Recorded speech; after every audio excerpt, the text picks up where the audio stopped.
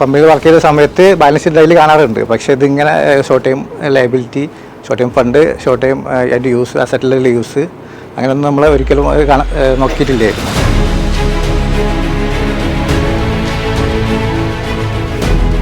ഞാൻ നാട്ടിൽ നിൽക്കുന്ന സമയത്താണ് സാറിൻ്റെ സോഷ്യൽ മീഡിയയിൽ സാറിൻ്റെ വീഡിയോസൊക്കെ കണ്ടത്. ഞാൻ പ്ലേസ് കോട്ടക്കലാണ്.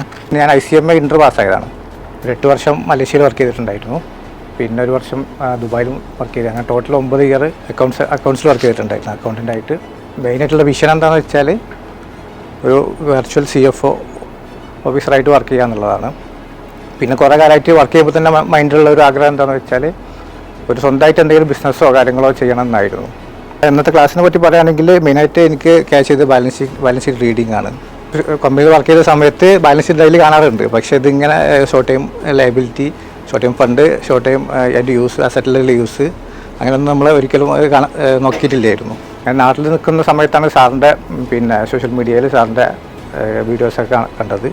അങ്ങനെ നമ്മൾ ഇപ്പോൾ അക്കൗണ്ട്സ് മാനേജ്മെൻ്റ് എന്ന കോഴ്സിൽ ഇപ്പോൾ കറൻ്റ്ലി കോഴ്സിൽ ജോയിൻ ചെയ്യുന്നുണ്ട്.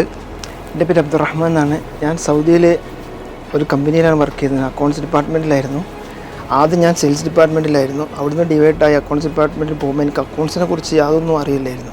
അങ്ങനെ ഓൺലൈൻ വഴി ബന്ധപ്പെട്ട് ഈ ക്ലാസ്സിൽ ജോയിൻ ചെയ്ത് ഇപ്പോൾ ക്ലാസ്സിൽ 3 മാസത്തോളമായിട്ട് ഞാൻ ജോയിൻ ചെയ്തിട്ട് പഠിച്ചുകൊണ്ടിരിക്കുകയാണ് അക്കൗണ്ട്സിനെ പറ്റിയിട്ട്. എനിക്ക് ബാലൻസ് ഷീറ്റിനെ പറ്റിയിട്ടും മറ്റുള്ളതിനെ പറ്റിയിട്ടും എങ്ങനെ പ്രിപ്പയർ ചെയ്യാം, ഒരു കമ്പനി നമുക്ക് എങ്ങനെ അക്കൗണ്ട്സ് വളരെ പ്രോപ്പറായിട്ട് മെയിൻറ്റെയിൻ ചെയ്യാൻ പറ്റും എന്നുള്ള കുറേ ഒരു നല്ല അറിവ് ഇന്നത്തെ ക്ലാസ്സിൽ നിന്ന് എനിക്ക് കിട്ടി. അതുപോലെ തന്നെ എക്സ്പെൻസ് മീറ്റ് ചെയ്യാനും, അതുപോലെ തന്നെ ഇപ്പോൾ ബാലൻസ് ഷീറ്റ് റീഡ് ചെയ്യാനും. ഇതുപോലെ നമ്മൾ ബാലൻസ് ഷീറ്റ് എഴുതിയിട്ട് നമ്മളിങ്ങനെ നോക്കുക എന്നുള്ളത് ഇപ്പോൾ എങ്ങനെ റീഡ് ചെയ്യാമെന്നുള്ള ഒരു പുതിയൊരു അറിവും കൂടി ഇന്നത്തെ ക്ലാസ്സിൽ നിന്ന് എനിക്ക് കിട്ടി.